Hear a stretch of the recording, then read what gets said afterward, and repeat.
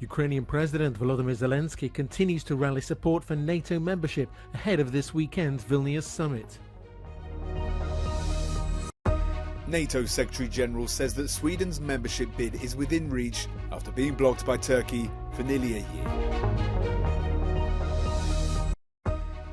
MEPs call for an independent international investigation into the shipwreck off the Greek coast which claimed over 600 lives.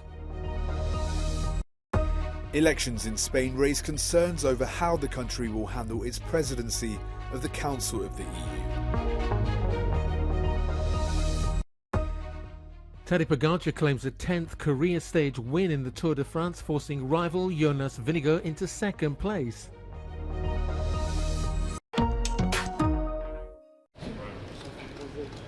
The Ukrainian president has continued to rally support for his hope of being formally invited to join NATO. A few days before the Vilnius summit, Volodymyr Zelensky has taken his message to Bulgaria, where he offered thanks for the support in the face of Russian aggression. Дуже важливо, що у час найбільшої у цьому столітті дійсно моральної кризи в Європі Болгарія є захисницею свободи та противницею абсолютно геноцидної політики тих, хто не відкидає правди, не став ігнорувати зло і зрештою обрав моральний шлях. The Bulgarian Prime Minister responded by speaking about the future of Ukraine within the Atlantic Alliance. Независима и суверенна Украина е ключова за евроатлантическата сигурност и сигурността в региона. Русия трябва да се изтегли безусловно от украинската територия в нейните международно признати граници, както и да понесе съответната отговорност, включително и за военни престъпления. Although the Bulgarian parliament approved the declaration in support of Ukraine's NATO membership, the country's president spoke of peace. Водещите усилия да бъдат за постигане на мир. Аз вярвам, че ние не сме в момента използвали всички средства на дипломацията. І питання навіть не в тому, що Путін веде війну проти нас. Питання в тому, що він не просто веде війну. Він не заспокоїться, поки нас не вб'є. Ви з ним не домовитесь. Zelensky left in a hurry, heading for Prague and on Friday to Istanbul to continue building support.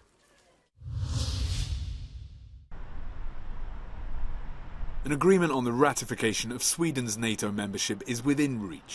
That's according to the military alliance's Secretary-General. Jens Stoltenberg spoke on the matter on Thursday after meeting with representatives of Sweden, Turkey and Finland at NATO's headquarters in Brussels. The alliance leader says he's convened a meeting between Turkish President Erdogan and the Swedish Prime Minister Ulf Kristersson for Monday in Vilnius ahead of the NATO summit in order to reach a political agreement. What is possible and what we are all working to achieve is a positive decision at the summit where Turkey makes clear that they are ready to ratify. But then we still have some more work to do, and we are working on that now. We had a meeting today. We will work over the weekend, and then I will meet with the Prime Minister and the President on Monday. Sweden applied for NATO membership together with Finland shortly after Russia invaded Ukraine last year. But Turkey has since blocked Stockholm's bid, accusing it of what Ankara calls Kurdish terrorists. On Thursday, a Swedish court convicted a PKK member of financing terrorism using the new anti-terror laws. The Swedish foreign minister says he's confident they fulfilled all the demands of Ankara.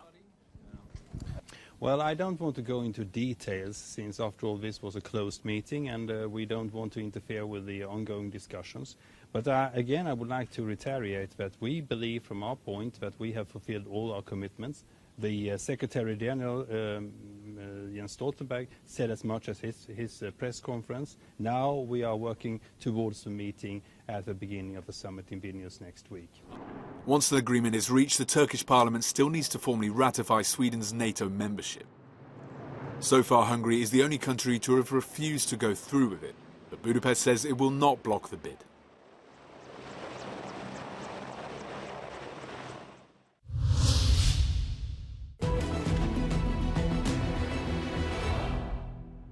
Ukrainian forces appear to be focusing on creating an asymmetrical attrition gradient that conserves Ukrainian manpower at the cost of a slower rate of territorial gains while wearing down Russian manpower and equipment.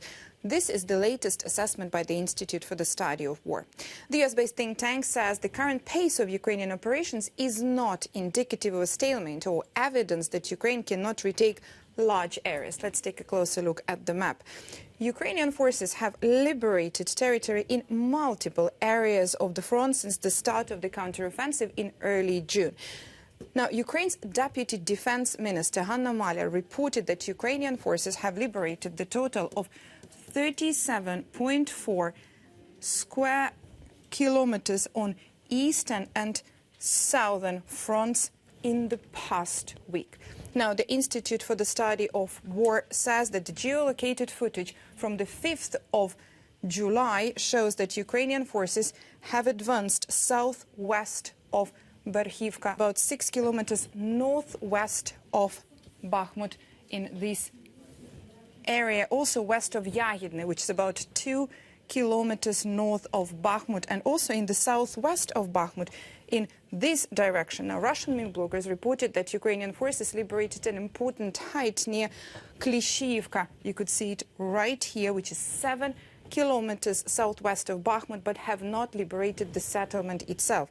Some news bloggers claim that the settlement of Klishivka, which is still under Russian control, is not as important as the heights in and around this settlement.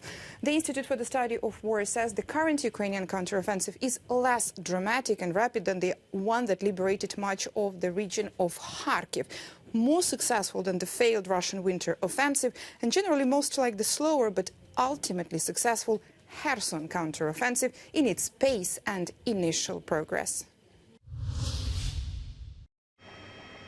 An 8-year-old girl has died after a Land Rover crashed into a girls' primary school in Wimbledon, southwest London on Thursday morning.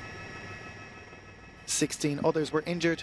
It was the last day of term at the school. Some of the victims are in critical condition. In a statement, the police said they do not believe the incident is terrorism related. A woman in her 40s who was driving the vehicle has been arrested for dangerous driving. Police remain at the scene.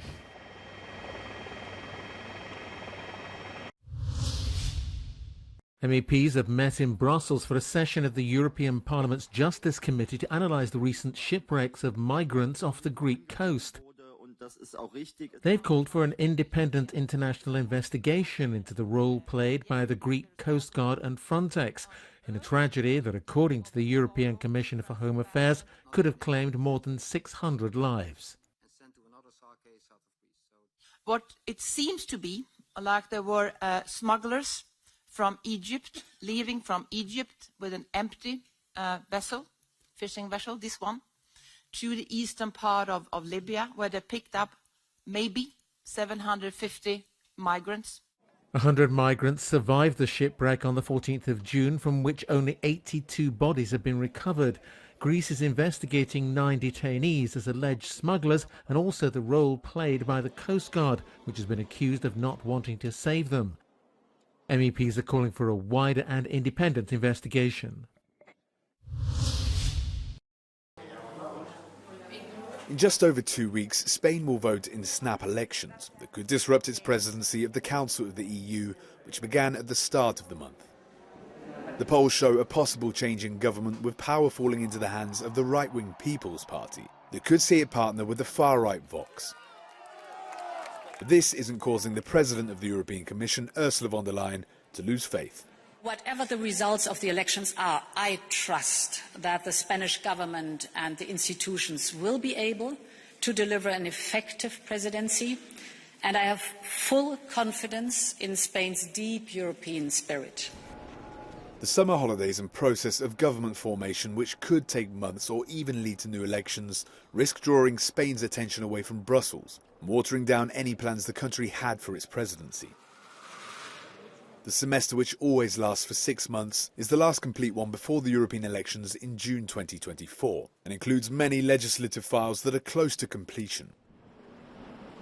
The team in charge of them has been appointed by the current government, and changing it before December could bring an air of uncertainty to it all. For this analyst, the core of the presidency won't be affected, but there could be some changes. Sí que es verdad que luego las características de un presidente u otro puede afectar a esa vocación de liderazgo, y en los últimos años hemos visto que ha habido una voluntad expresa de ese liderazgo, de pronunciarse ante los retos como la pandemia o, por ejemplo, la invasión rusa de Ucrania, que en un principio puede parecer que es un asunto que no es prioritario para España, y España ha querido ejercer un liderazgo. En este sentido, pues sí que queda por ver si quien va a ostentar la presidencia del gobierno a raíz de las elecciones anticipadas del 23 de julio quiere mantener esa voluntad de liderazgo, y eso pues está por ver y lo sabremos en los próximos meses. It's not the first time a country holds elections in the middle of their presidency. Emmanuel Macron was re-elected last year during France's own semester.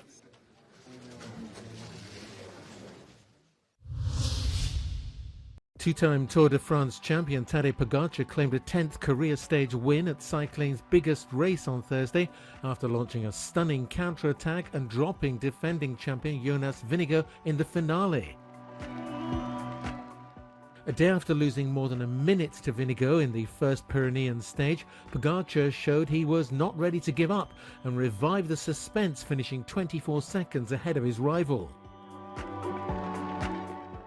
It puts Vingegaard top of the table, with Pogačar in second, followed in third place by overnight leader Jai Hindley, who came in 1 minute 34 seconds off the pace.